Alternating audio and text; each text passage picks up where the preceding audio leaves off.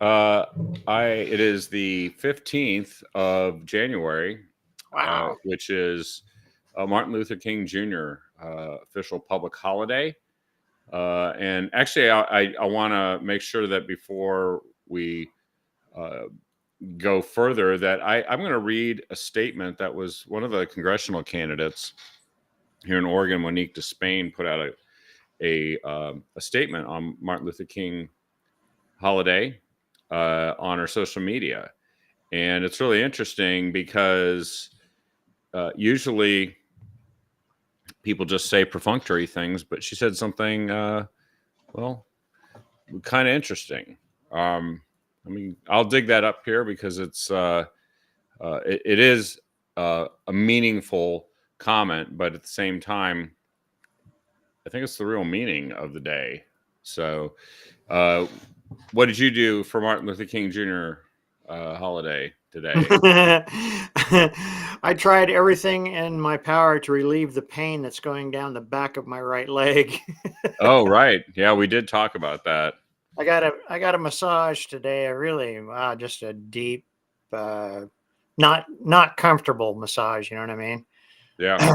And hopefully that will help.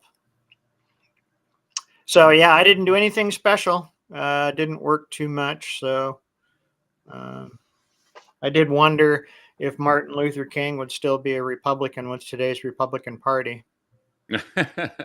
Well, and that wouldn't be because the Democrats are doing a better job. Oh Uh, no, not at because he all. was, according to his relatives, right? That he was Republican.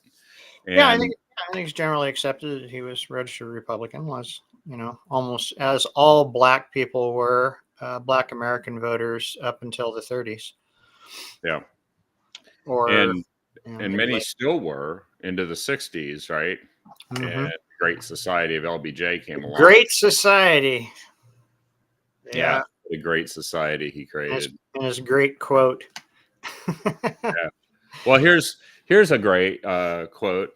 So this is from Monique Despain. She said, "Today we honor the powerful and timeless legacy of Dr. Martin Luther King Jr. Please join me in reflecting on his powerful message of unity, of the dream Dr. King spoke of on the steps of our beautiful Lincoln Memorial in 1963.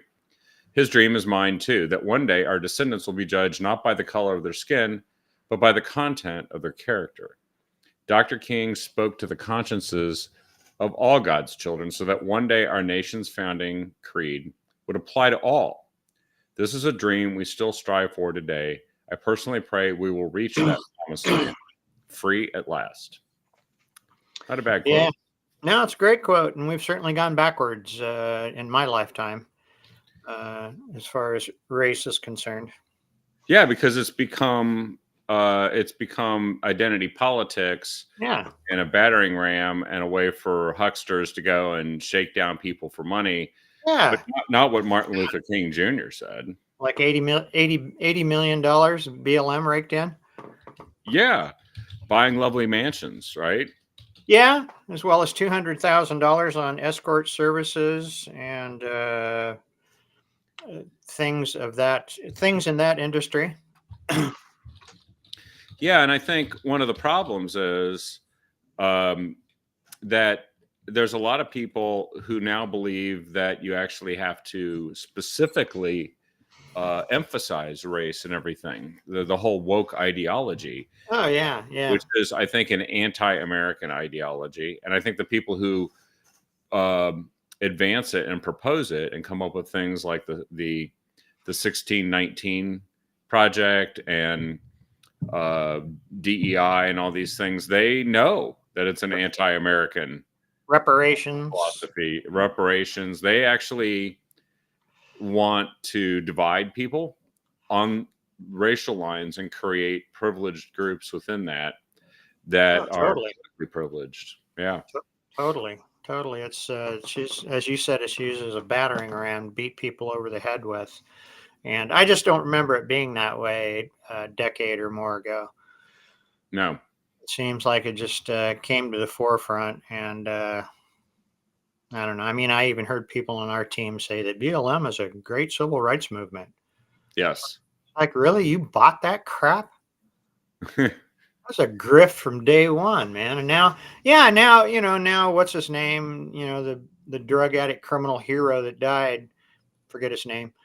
We get an autopsy report that says that he wasn't strangled at all. That George he, Floyd. yeah, he died of a drug overdose. Yeah, which he was under the influence of at the time of the arrest, Yeah, which, doesn't justify if somebody used a kind of force they shouldn't. But on the other hand, we have a system that holds those people accountable. That system doesn't involve doing $2 billion of riot damage across the United States and burning neighborhoods to the ground and looting Target stores and attacking police officers and calling for the defunding. None of those things are involved with the system that hold the police officer accountable for that. And yet somehow the media doesn't seem to spend any time on what you just said. yeah. Yeah, it's really a shame. BLM and the people that push that kind of crap, the divisive identity politics, have really done people like Martin Luther King a great disservice, and that movement. Yes, and I also think that much of the messaging that is around this is really to tear down the current system, not to raise people up that have been disadvantaged or downtrodden or discriminated against, but it's actually to tear down the system that everybody benefits from. And that's where we're stuck at right now. We don't have the ability to, um, to when these guys put these things into place, they actually want to prevent people from speaking out against this new system that they want to replace the system they're destroying with. Right. Yeah. Yeah. Yeah. It's all part of the muddle and chaos that American culture has become since the 50s and 60s, since media took over as the center of culture, and public policy has followed along. No, that's exactly right.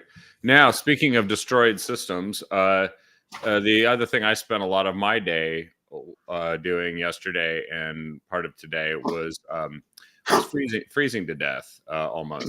Yeah. It was in the 40 teens. hours, Here. man. Yeah, I think it reached 11 degrees at night. 11, and there was no power for nearly 79,000 people in the Portland metro area. It started out at 200,000, and it didn't come back on until late today. It went off on Saturday morning, Wow. and I think the temperature in my house was somewhere in the low 50s or upper 40s because I could see my breath in the air. That's pretty chilly. It's pretty chilly. And I think it just underscored for me that when I say that energy equals civilization, it does. If you don't have it, then you find out what it's like to not have civilization. Yeah. And if enough people don't have it, things like what I encountered yesterday, I went to go and fill up my car with gas because there's a reason why I needed to have it, make sure that it was full for a trip I ended up not having to make. And I went to the gas station. It was like Fred Meyer Fuel or something at the Beaverton Town Center. The guy comes up to me and says, "I'm sorry, sir. All we have is diesel." Because everybody who's running a generator showed up and filled up their car, and then they filled up several gas cans, 5 and 10 gallon gas cans with gasoline, so they could go run their generators, so they could survive in weather that's in the teens. And so, that was a small sampling of what it can be like if you have an infrastructure you can't count on, an electrical grid that you can't count on, and a government, frankly, that you can't count on, who, as we know, didn't really want to bother plowing the streets if they didn't have to. Yeah. Yeah, there's a lot to be said for having alternative heat sources. I know like I said before the show, we've dealt with it a lot down here in the last 8 years. And I think the new generator that I bought in 2021, which I didn't need, but ended up needing in early part of 2022 when we had a huge snowstorm, had I think a run of 60 hours nonstop. Yeah. And fortunately, we have wood heat, so we can heat our home and stay warm, and we have plenty of wood. But you got a big honking freezer full of thousands of dollars worth of meat and all that other stuff. A couple of years ago, same deal. It was 4 days, I think, and it was my birthday, and we were all going somewhere for my birthday, but the power went out, so I had to stay home and feed the generator to keep all the To keep all that stuff going. yeah. Yeah, I had to go We don't in. have we don't have natural gas. I mean, I suppose I'd get a big propane tank and put in a system where it ran automatically off of propane, but I don't have that yet. Yeah, I've got one of the nat gas generators, but it actually had a fault or a failure, and it's been repaired. But it's a really great thing when it works. Yeah, And it did drive the point home that it could have easily gone for days longer before they restored power, potentially. yeah, You know, yeah. Does your generator have like a normal test cycle on it? it does every week, and it had done the recent test, and it was fine. Wow. I don't know if it was triggered by the extremely cold temperatures, which you wouldn't think it would be, but also I think that Being connected to the internet probably doesn't help. probably may not help. Same with the fact that there's like software updates because these are complex devices now, and so the automation sometimes fails. But it did drive home the point that people who were entirely reliant on electricity, because we were able to cook food, there's a gas countertop, and you just take a nice. lighter and you just light it. Nice. Had a gas fireplace that could stay functioning under these circumstances. And Were you huddled around in the kitchen, around the stove? don't have a stove, no, but Up? no. Oh, what you mean, the gas countertop? Yeah, Yeah. well, you could, I guess, but it gets a little warm if you get too close to the burners. A lot of candles, a lot of battery power, and but in celebration of this today, because it's funny you mentioned about wood, on the back of the bus that I was driving behind, frankly stuck behind, that seemed to be burning up its tires for some reason, probably because it had chains on, and it was part of the pavement was exposed, and it burns up the tires. Anyway, that the bus had an advertisement on the back of it, and it said, before you burn, learn the facts. And it was talking about, not about smoking fentanyl. It was talking about that's fine. That's fine. Or staying warm. Yeah, it was about wood. It was about burning wood. They were like, be careful about the burning wood, and it's like, so it's better if you freeze to death so that we can make sure we reach our climate goals. And here's my answer to that. My answer today is I love global warming, and we need some of it right now to get out of the teens and 20s here in the Portland metro area. Yeah. You guys have that polar vortex funnel people refer to as the gorge. Yeah, as the gorge, exactly. It travels right over, it comes east to west, and it travels right through the Columbia River Gorge, and then it makes its way into the valley, and boom, inversion. Rain turns to significant amounts of snow and ice, and there's another ice storm forecast for tomorrow, starting around 10 a.m. Freezing rain. Yep. Yeah, and that's what takes out the power. That's what takes out the power, takes down the trees. There are trees down all over, the big ones, actually, really big ones. I saw some video. Yeah, I had to drive under a tree that had fallen across a major roadway here, and that was yesterday. And I noticed that it was still there today. I'm like, I don't know, major roadway, tree, maybe you want to move that thing. Just that you could throw some resources at that, but they're too busy spending money on making sure that they subsidize offshore windmills that people just viscerally hate, and won't do anything to generate any electricity for you, especially if you don't have a distribution system for it. But this does remind me of something. I think it's worth making this point right now, is that there are many states, Oregon is one of them, that is considering and looking for ways to strip local governments from the ability to block green projects. Mind you, they don't want to strip local governments. They actually want to help local governments do things like ban natural gas. That's what they want to do. Right. They want Eugene to be able to try and do what it did, and they're going to try to do again, which is ban natural gas hookups at new homes. There's a lot of people sitting in the cold looking at their little electric countertop and saying, I don't know, what do we do? Go find a hotel somewhere outside of the area and stay there is the answer. But they're also trying to make it so that if you don't like this green project that's going to be shoved down your throat, like the offshore wind, too bad. Too bad. You can hate it, and they're going to still do it. Yeah, well, it's a real top-down, heavy-handed approach. You know, Oregon, of course, is I believe is the only state in the union that has statewide control over land use. Yeah, and it hasn't done us any good since Tom McCall, I think, passed that or got it passed or whatever it was. And it doesn't surprise me to see other state governments, county governments, city governments falling to the same heavy-handed, one-size-fits-all approach. that's right. And they're busy spending money on things that really matter, like these offshore windmills. Also, it turns out that blue states like Oregon are keen to offer free healthcare to illegal aliens, even if they don't have any documentation to say who the heck they are, where they're from, or anything. It can be completely unidentified. And California is an example. 700,000 illegal immigrants between the ages of 26 and 49 are eligible for full health care coverage in California at taxpayer expense. Run across the border, unlimited free health care. I just watched a video. Did you watch that video that Michael Young sent out about Sweden? Oh, no, not yet. Yeah. Looks like we're heading down the same road as Sweden. We're going to become a welfare state and then find out decades down the pike that doesn't mix with untethered or unfettered immigration policies.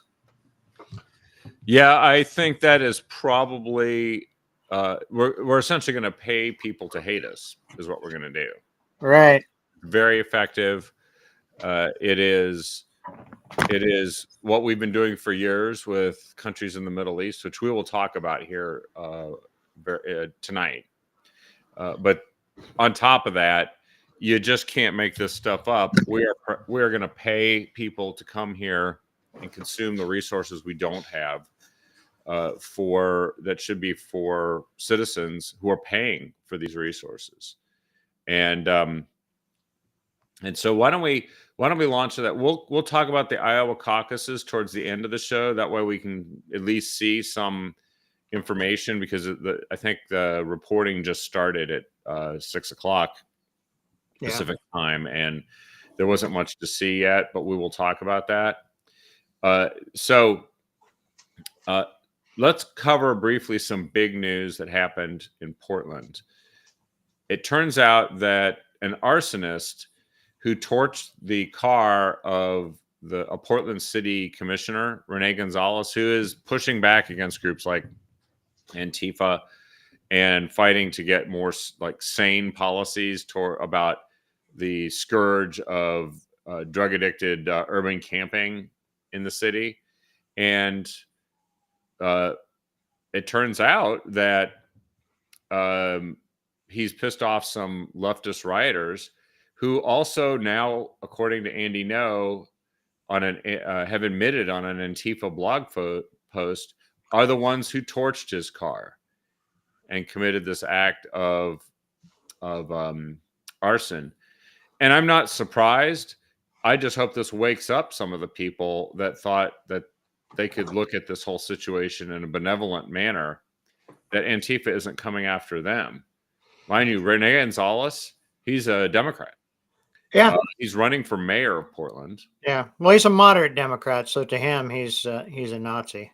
Yes, exactly. And And they say there's an investigation underway. I'm not going to hold my breath whether they catch the people who show up in masks and do this stuff and repeatedly get released by the Multnomah County District Attorney to go back out and do more of this stuff. But it happened at 1:34 a.m. January 12th in the Eastmoreland neighborhood in Portland. And they sent out investigators. It was a white 2024 Honda Accord. It was parked on the street in front of his home. Wow. And it actually belonged to one of the members of his family, and it was destroyed by the fire. Wow. I think this is the beginning of what people are going to realize is a war. Oh, totally. And it's not a casual affair, because the people who stand to lose if Rene Gonzalez becomes mayor is all the people who have been trying to destroy the city and actually prevent the city from doing anything about the drug addicted urban campers and the rioters and the lawlessness and rampant crime in the city. They actually promote it. Antifa is, of course, one of those groups. And so they are concerned that he might actually have a real appeal and that people have had enough. That's where we're at. It's real. And he won't be the last one, by the way. Oh, no. No, it's part of the march to becoming a banana republic. When you start, doing acts of terrorism on your on political candidates. So I had to stand up here because my back that sciatic thing is killing me sitting down. No, I hear you. And do whatever you got to do, because the show goes on, and I appreciate you plowing through it here. And of course, we're bringing this vital information that everybody really needs to see and hear. If you didn't know that there was an act of arson to try and attack a candidate for mayor in Portland who's trying to change things in the right direction, now you know. And there's actually a few other developments here in Oregon that I think everyone need to know about. One is that, well, let's actually start with the Chinese Communist Party billionaire who secretly purchased 200,000 acres of U.S. land a decade ago, and has just been revealed that it's a Chinese Communist Party member and billionaire. His name is Chen Chi-Kuo. He spent $85 million a decade ago, it was in 2015. He bought it for $430 an acre. Let's see, the location of the farmland is somewhere in eastern Oregon. The Bull Springs Skyline Forest, basically bought just a big forest. And they were able to hide that for years, so that no one here actually knew that 200,000 acres of Oregon farmland was owned by him. Oh, we're not getting your audio there, David. I think you might be muted. Timberland, not farmland. Oh, right. Correct. Yes. Yeah. I saw it reported as farmland in one thing, and it's not. It's just timberland. It's a good price, though. It's a good price, and even I don't know, maybe the Chinese Communist Party will start lobbying for harvesting of timber in Oregon. I don't know. Yeah.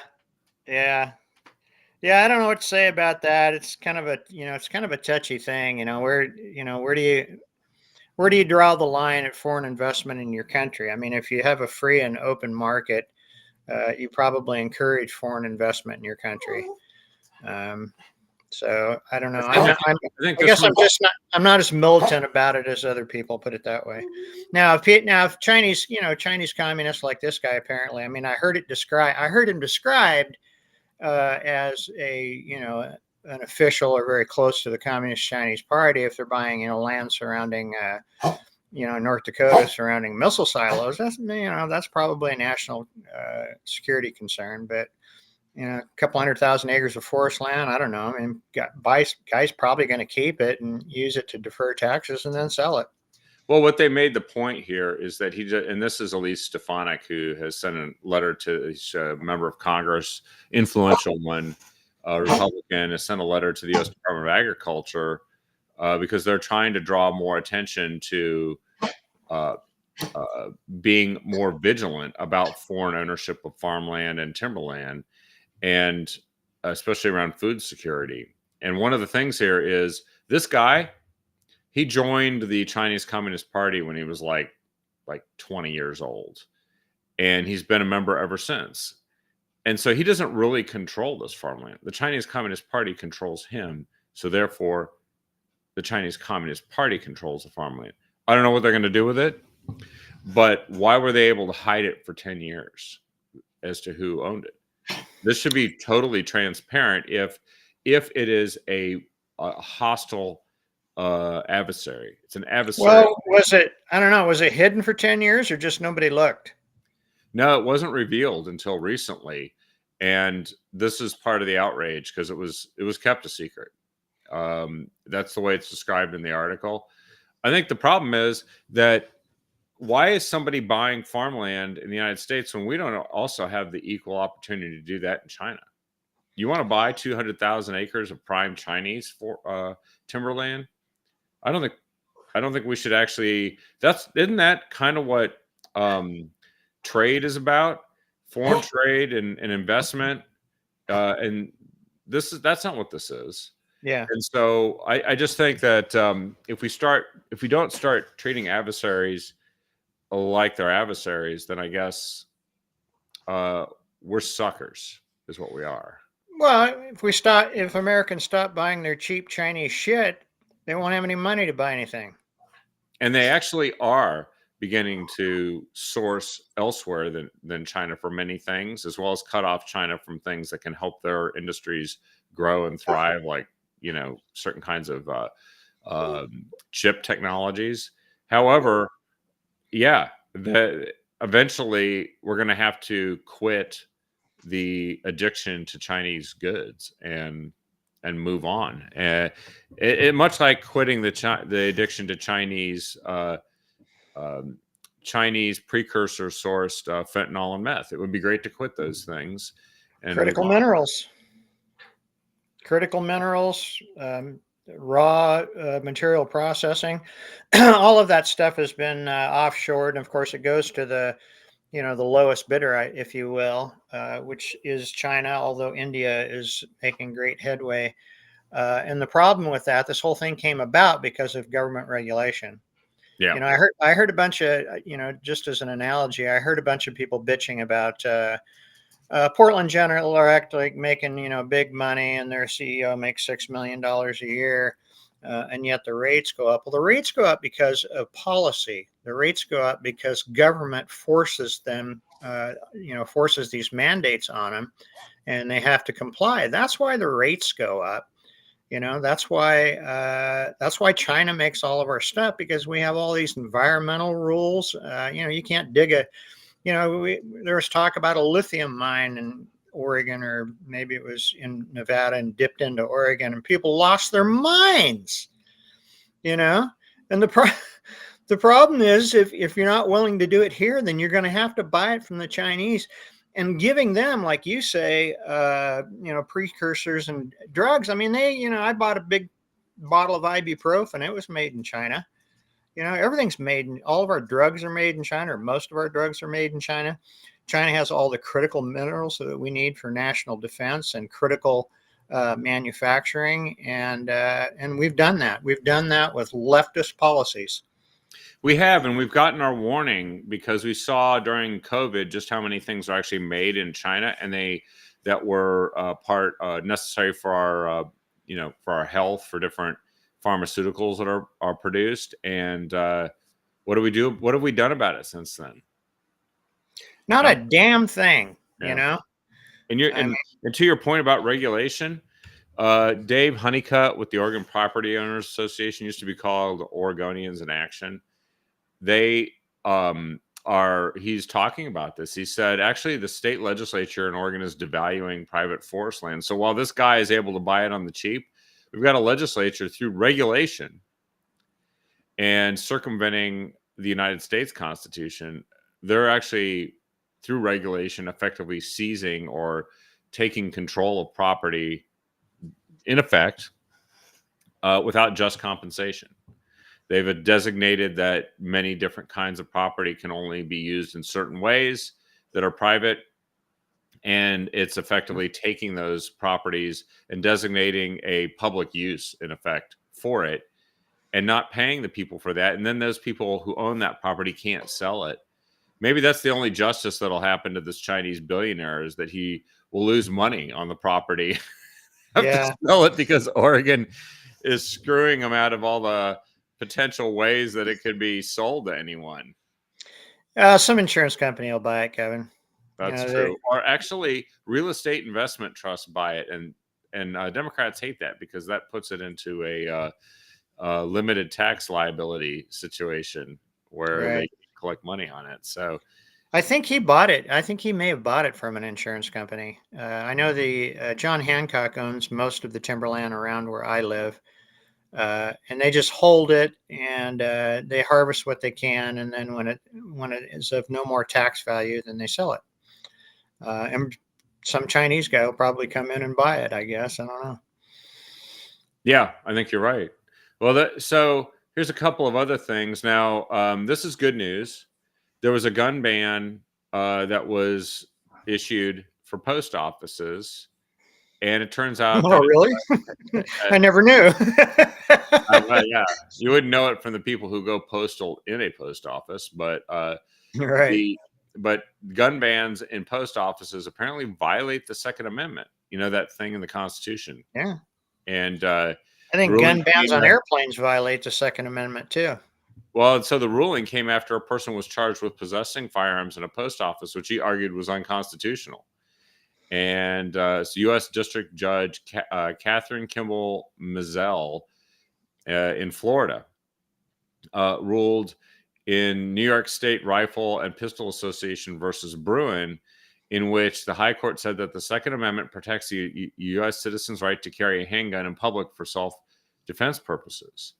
And post offices are public buildings. Yeah. And so the ruling also set up a new test for judging firearms laws, stating that such restrictions should be consistent with the country's historical tradition of firearms regulation. And so this postal worker, Emmanuel Ayala, was indicted by the United States on charges of violating U.S. code, which regulates the possession of firearms and dangerous weapons in federal facilities. He argued the law is unconstitutional as applied to him. And the Second Amendment. Thank President Trump for that. That's exactly right, because we get these people appointed who actually read the Constitution and then adhere to it. Right. Yeah. Rule in favor of it. Yeah. Yeah. Which is really supposed to be our firewall against all the things that the government is not allowed to do. Exactly. Unfortunately, the government in Oregon has not gotten that message. And despite the fact that Measure 114, the permit to purchase law, and also the one that limits gun magazines to less than 10, because you have to make sure that you never encounter enough assailants that you might have to shoot more than 10 times as a single, as a female against a group of men. You want to make sure that they don't force you to shoot more than 10 bullets in order to save yourself. But it turns out that was struck down as unconstitutional in Harney County by a circuit court judge at the state level. But the Attorney General of Oregon will appeal that ruling. And this is being appealed to, it looks like the Oregon Court of Appeals, the next level. Now that the final opinion striking down that law has been issued by Judge Radisho, Robert Ratio, and so we're heading to the next level, folks. We may not prevail at that level, just knowing what that. No, we probably won't, or beyond. Even if we prevail at that, we probably won't prevail at the Oregon Supreme Court. It'll probably have to go to federal court. Well, and this isn't just an appeals process. It's also because Ellen Rosenblum, the outgoing leftist attorney general, has said that they believe that the measure should go into effect because it saves lives, which they have not proven anywhere, and that there's every reason to believe that it would. So they're asking the court to allow Measure 114 to take effect while the state's appeal proceeds and to expedite its review of these important laws. But why would you expedite it if it's going to take effect anyway? Right. And so watch out, folks. You might suddenly hear a ruling from the Oregon Court of Appeals that has erased your Second Amendment rights in Oregon. Yeah. Effectively. It could happen. Yeah, you have to give them one thing. Those progressive Marxist commies that like to call themselves Democrats in the state of Oregon, they are persistent. They are tenacious.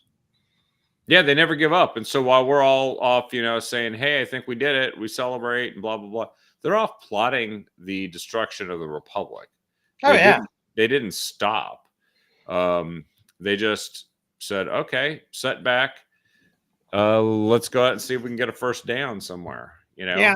Confiscation is the goal. Yeah.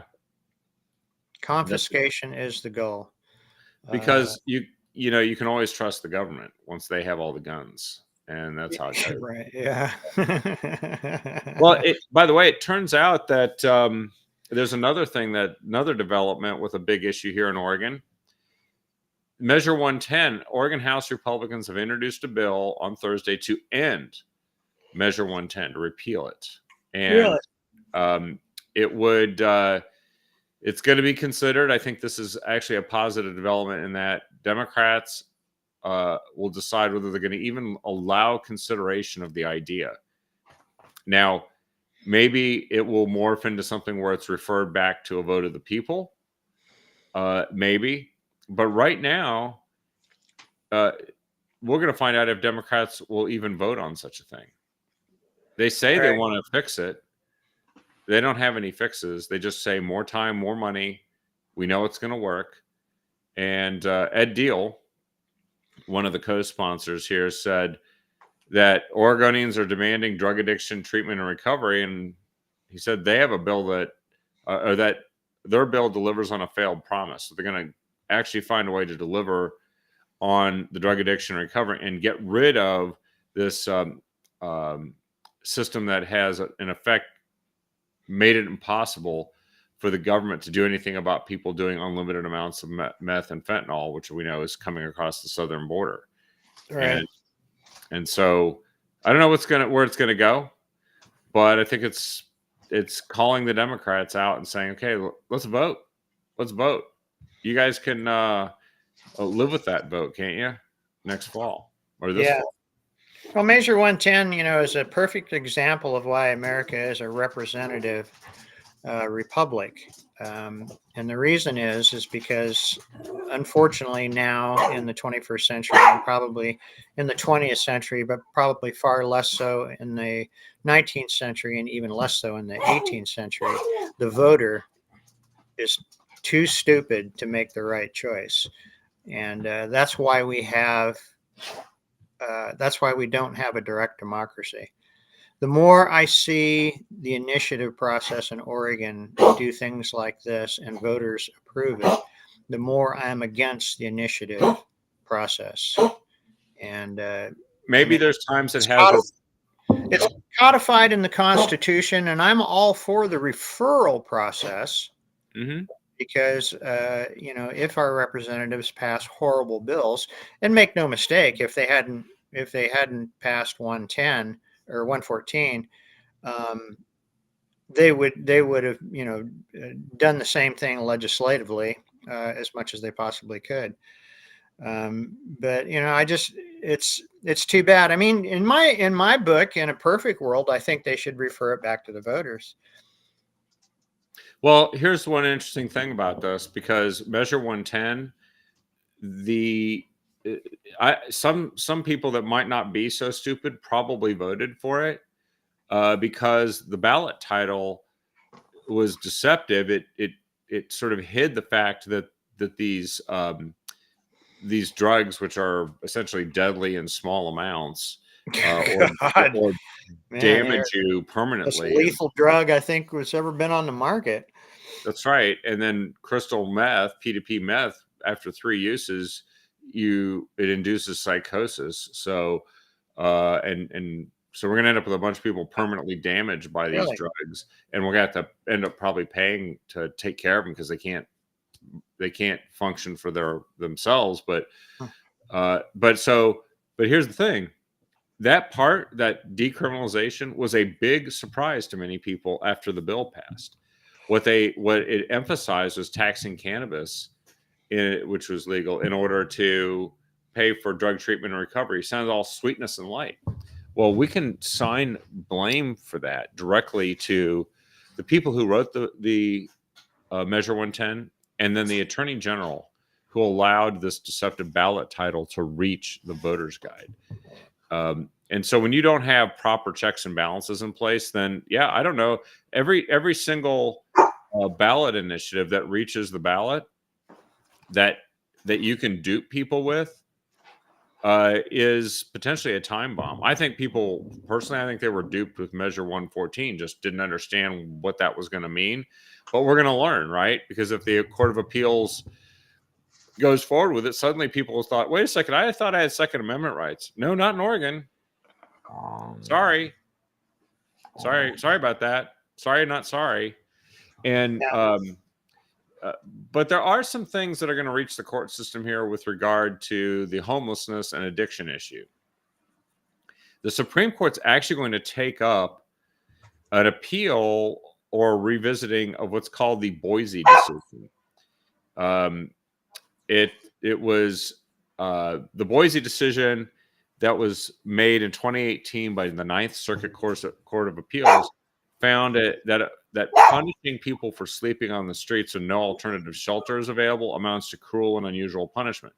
And that might have sounded like a decent ruling in 2018 until like tens of thousands of people around the country all moved to Oregon so they could sleep on the streets and do meth and fentanyl or sell it or traffic people. And then it sounded like a less good idea. Well, California, I think California is home to like 40% of all the homeless in the country now as a result of decisions like this, where local cities can't do anything to move people out of these situations until they go and they build all this expensive housing, which none of these folks that want to live in. I mean, I'm sorry, they don't want to live in it. We have proof of that because they've been building this stuff in Portland, and the people don't want to live in it. No, why would they? And then the people who live next to it don't want it there because anybody who does move in there, it turns it into like a giant open air drug market. Right. And so anyway, the Supreme Court's going to take this one up, and it's an appeal from the city of Grants Pass that has triggered this. So it's an Oregon city where Grants Pass could not enforce local ordinances prohibiting what used to be called vagrancy because of this decision by the Ninth Circuit. And so we're going to learn something from this, because all this money that's being spent to fix a problem that probably isn't even the right problem, but you're not allowed to do anything about people essentially rezoning your city into an urban campground for drug addicted people. That has real consequences for everyone in the state. Yeah, it really does. I mean, it's, government can't fix this problem. All government can do is enforce laws and incarcerate people and maybe force them into treatment. But, government can't fix drug addiction. Government can't fix people that choose to live on the streets. And a lot of people do choose to live on the streets, and if there were 50,000 people watching right now, somebody would say, well, they can't afford a place to live. That's BS. 99% of those people on the streets choose to be there. And if they have any money, they spend it on the drugs. Yeah. Or alcohol. I mean, we've kind of forgotten about the good old Burnside bum. They're still out there. Yeah. they're just they're, they're just surrounded by the fentanyl zombies now. You know, It's like, I saw somebody, somebody I know. She's been in the Tea Party movement for a while. She responded to the Oregon House Republican press release about this particular issue and said that you should also fix Measure 91 and Measure 111. Was that the psilocybin mushrooms? yeah, one of them was, yeah. Yeah, I forget which one. And I responded to her. I said, well, don't forget Measure 314 and 315. And she said, well, I'm just, I think we should repeal these drug legalization things. And I said, well, 314 and 315 repealed and made legal the prohibition on the deadliest freaking drug in the state, and that's alcohol. Yeah. I mean, I'm sure fentanyl will catch up with years of alcohol deaths, but what do you do? People are going to do what they're going to do, and so the only thing you can do is to make your society, harden your society and make it so they can't live here. I mean, Oregon has become a destination because of policy. It's why in the hell would anybody? I mean, the policy's got to be pretty damn good. The perks have to be pretty damn good for you to move from someplace like Phoenix or Dallas or Houston and come to Oregon, right? Because who the hell wants to live outside in Oregon? I certainly don't. Well, and they do what they've done is they sweeten the pot here. They hand them free money, Free everything, free food. They even give them the tools to do the drugs and the Narcan to come back from death's door if they overdose, so they can do it again. And what the government hasn't done is they haven't found a way to persuade people to go into treatment and recovery, and they also failed to provide sufficient amount of that, which is what they said they were doing in the first place with Measure 110. So it's just fail. It is fail, and that's all government does, and that's why the Constitution was written, so government wouldn't be doing things, because the founders knew that government would fail. Yeah. And we got to stop electing people or allowing the people that we have elected to have government do things, because government doesn't do anything well. Nothing, zero, zilch, nada. Yeah. And the government doesn't love you, which is one of the reasons why a lot of these things fail too. It's just a cold bureaucratic process that often tries to do the absolute least and consume the most resources in the process. Yeah. And then demand that those resources be paid for by people who, frankly, are out there busting their hump, working every day, struggling to pay for all the other things government made expensive in the process. So these issues are coming into sharp relief as we head forward, and I think some of these court decisions will be very interesting to watch. Just a note on some foreign policy, and then we should go and just talk about what we're seeing with the Iowa caucuses. Over the past few days, there's the Houthi rebels who are firing on U.S. and international shipping in the Red Sea, and the U.S. sank some of their ships that were trying to attack shipping. And then, of course, international shipping, you have a right to navigate through international waterways. Right. And if you don't defend that right, then essentially you don't have the ability to trade with other countries.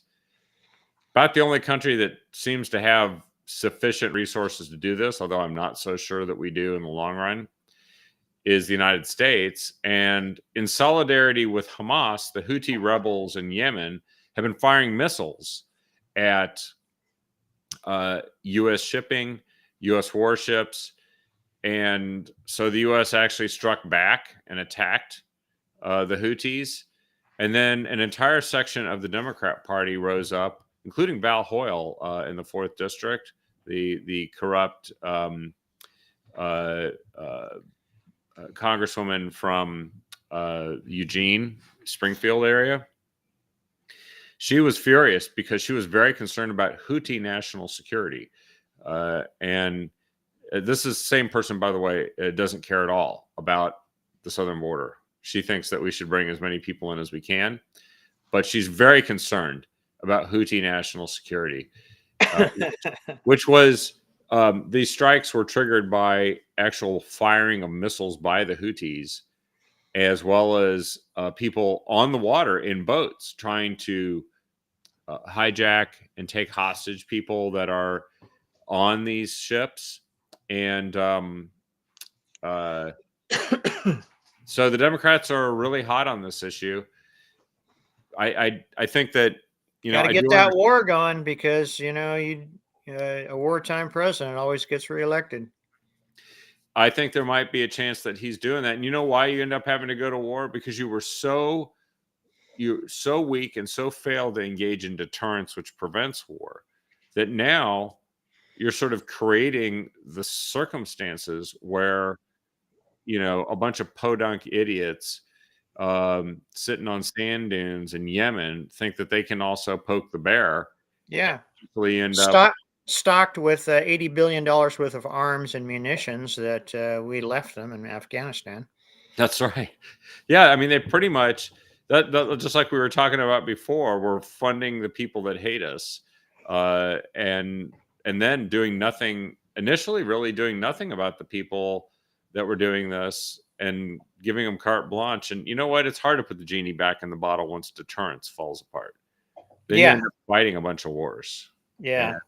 Well, war is good for Democrats. The Democrats have always loved war. They got us into every major conflict that we've been in. That's right. So, and Hamas, by the way, people are starting to have. There's so many people that are having this benevolent view of Hamas around the world, and even in Congress, like Val Hoyle, among others. Well, Hamas just put out a video asking the viewers of this video whether terrorists should kill Israeli hostages or not.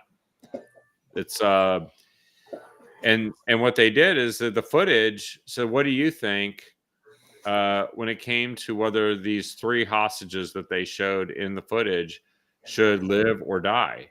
It was a slickly produced 34-second clip that opened with a question mark dangling against a blood red background of the photos of the 3 hostages. wow.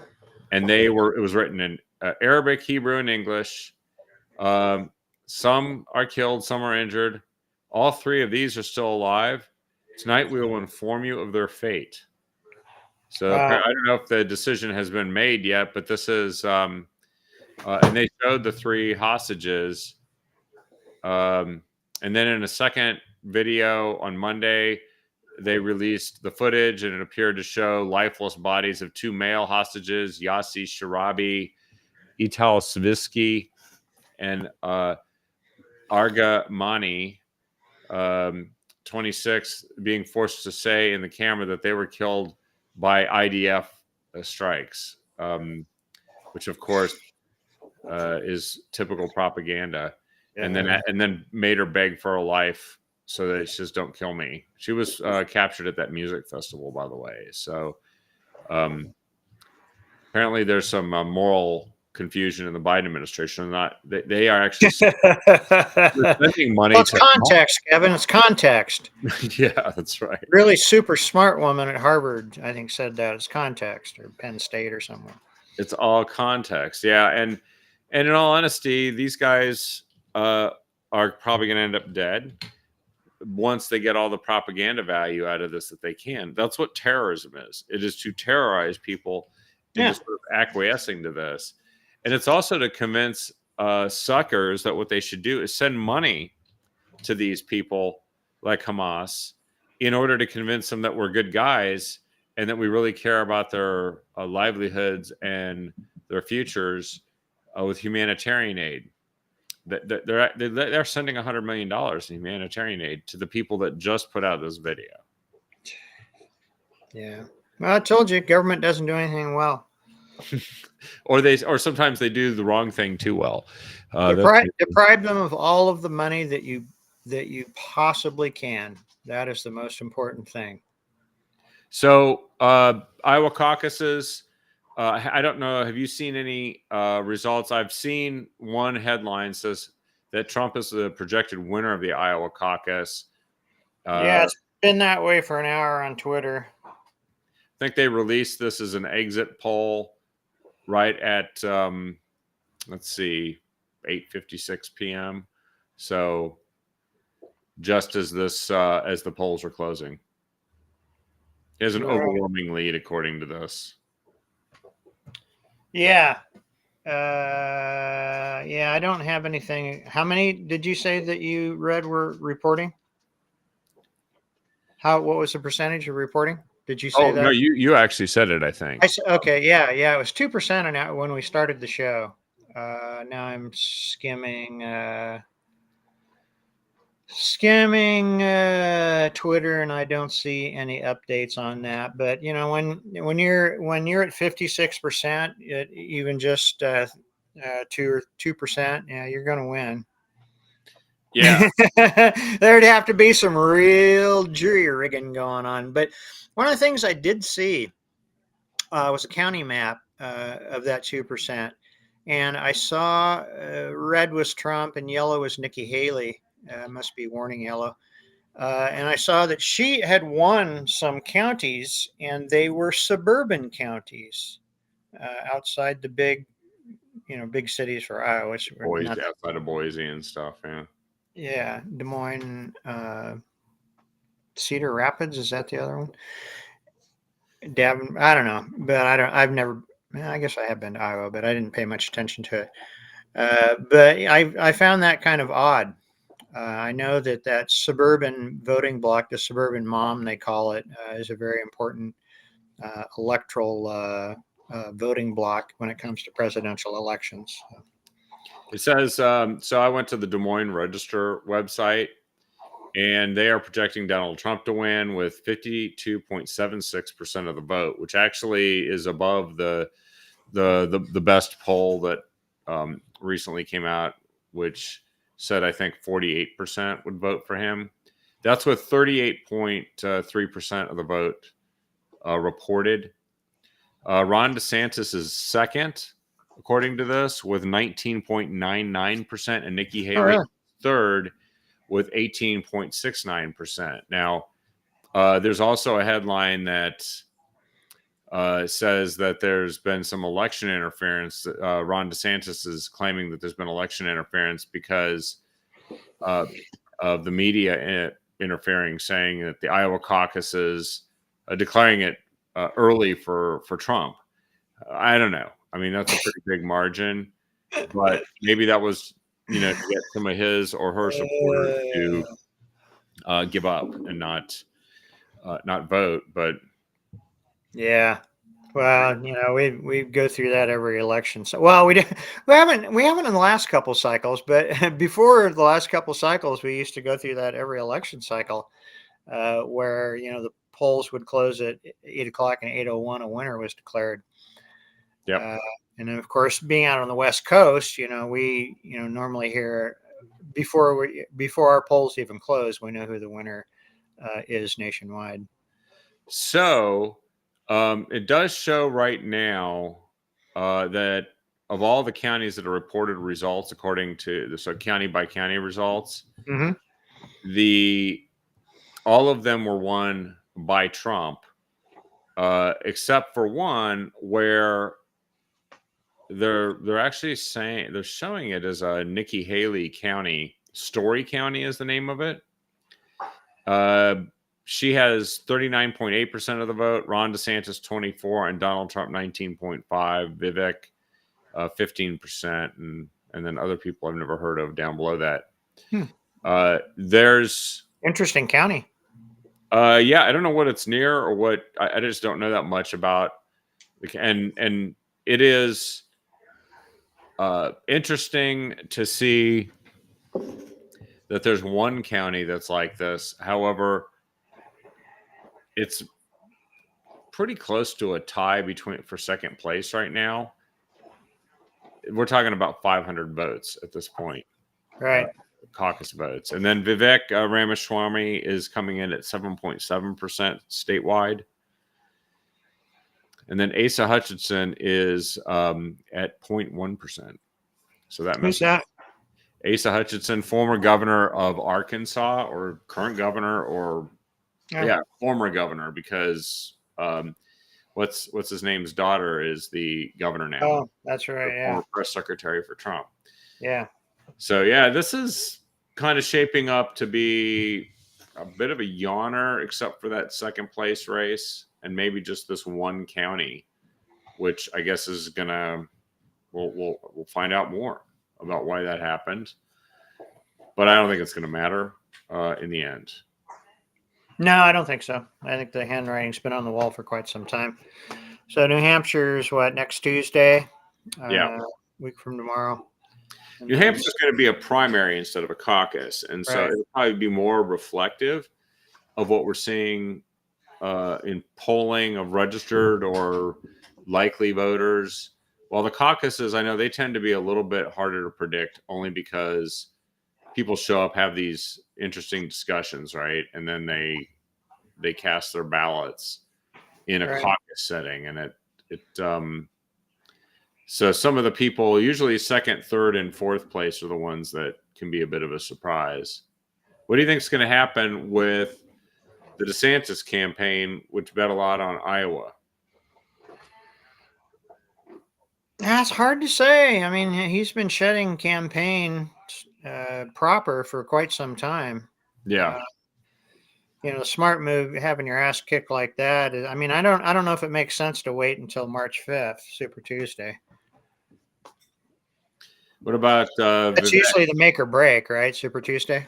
Yeah, it is. Yeah, and that's where you sometimes you even see somebody running for president become the presumptive nominee after that. It does happen, and so right.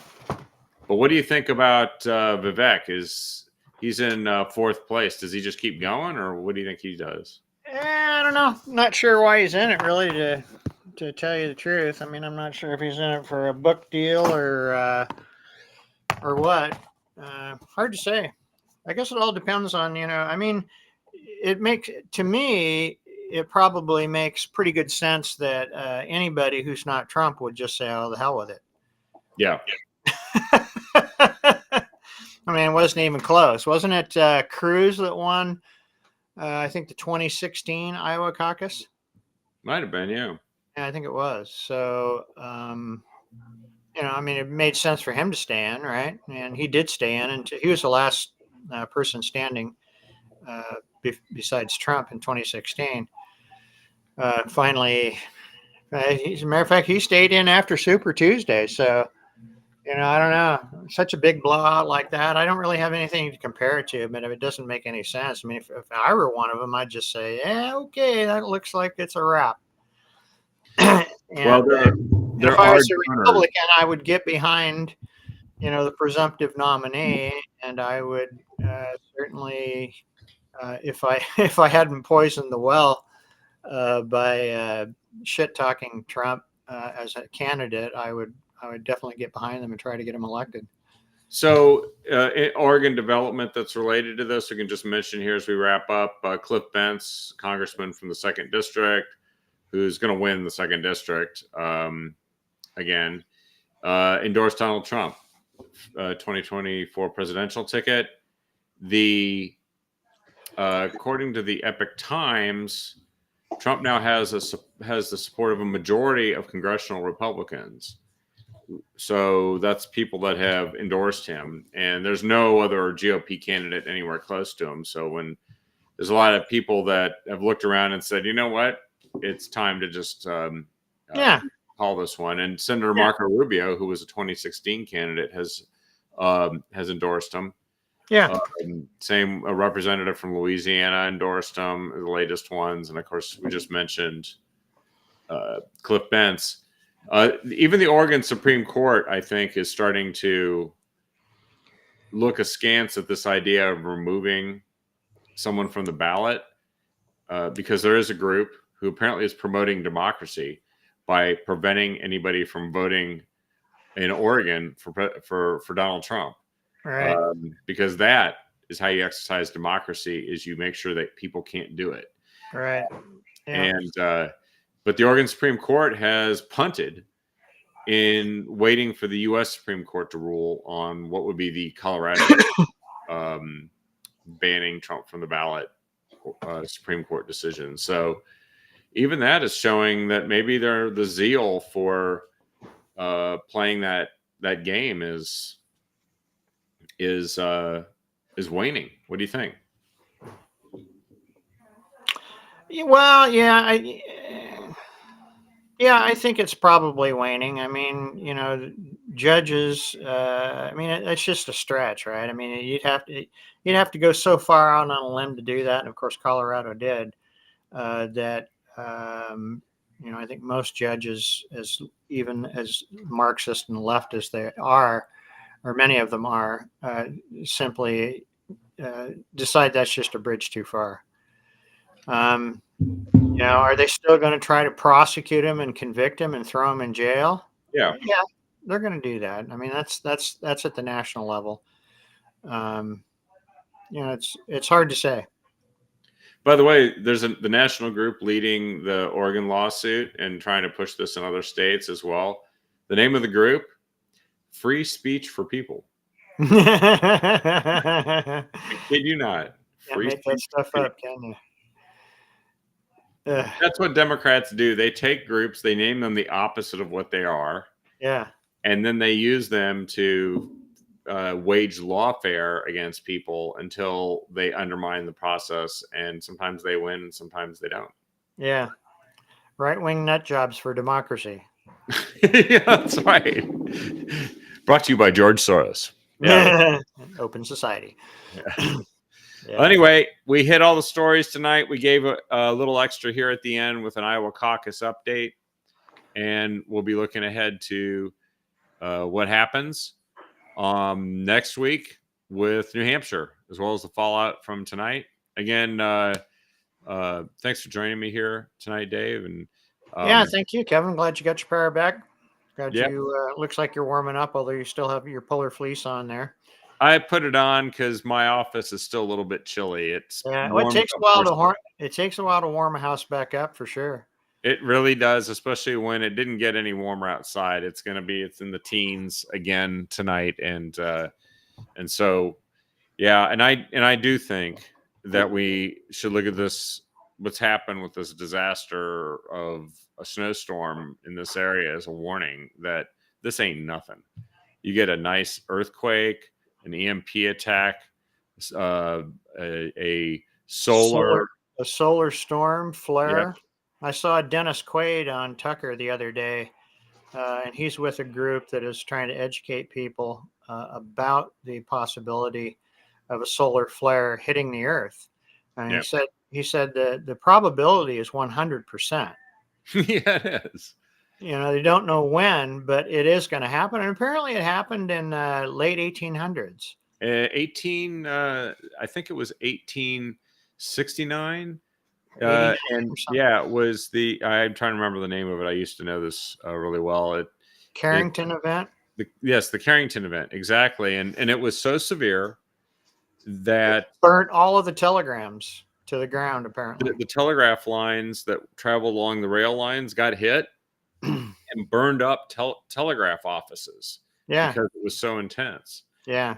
And there was a lesser solar flare that I think was in the 80s, hit Quebec and knocked out power in Quebec. Quebec has a lot of hydropower. And they, despite the fact they had this, water and gravity source of electricity, it couldn't be distributed temporarily until they fixed it because it got hit by this solar event. So you're right. It's very real, and we should start taking it seriously. And we shouldn't leave it to the people that run states like Oregon to save you or fix it. No, we shouldn't. Probably what we should do is give the big, bad, mean corporations that run the grid some tax breaks so they can harden the system. Yeah. Put the cutouts and relays necessary to keep it from being grid wide when either that happens or an EMP happens, both of which have the general same effect. So they do, and we should stop giving them tax breaks to undermine the reliability of that system, which is what they're being, or to expand diversity, equity, and inclusion as top priority. Yeah, hell, they get tax breaks to make the grid less reliable. Less reliable, and and more and cheaper for people of diverse backgrounds, which is going to do what when no one has any electricity? Nothing. Jack. Yeah. So anyway, well, it's been a pleasure being on the show with you tonight, Dave. And I guess it'll be you and I tomorrow night on the next episode, probably with some hindsight on Iowa and looking ahead to New Hampshire, as well as some more crazy news. I'm sure of it. Yeah. Thanks for joining us, everyone. Yep.